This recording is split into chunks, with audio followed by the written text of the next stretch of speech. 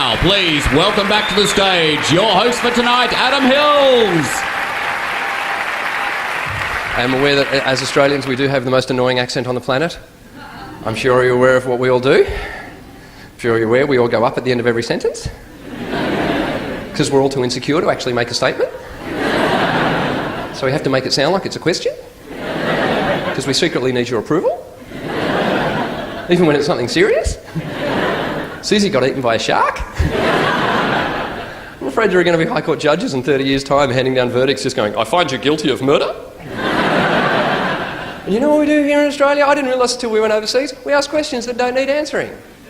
How nice was the weather today?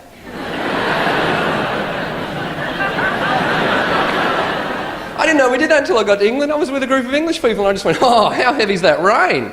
They all just looked at me and went,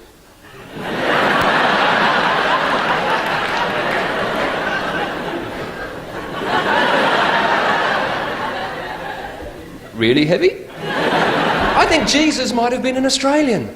I think maybe Jesus was an Aussie and we've just been reading his scriptures with the wrong inflection. Maybe Jesus walked out to the Sermon on the Mount and just went, oh, how blessed are the meek.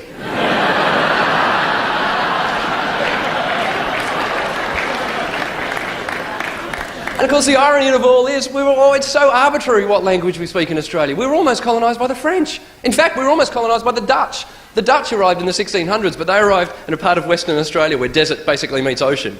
And the Dutch just got off their ships and walked around and went, well, this is ridiculous.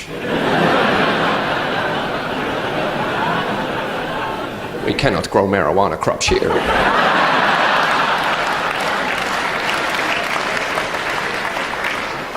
They sailed off. The French arrived 150 or so years later, but they arrived into Botany Bay, next to Sydney Harbour, but kind of like swampy marshland. The French looked around and went, well, I agree with the Dutch. This place is shit. Qu'est-ce que me menait le Dutch? Parce qu'on montre que de merde. They sailed off. Captain Cook arrived in Botany Bay, but in a rare display of British optimism. He looked around and went, well, it is a bit shit, but I think if we go around the corner, it might be nicer.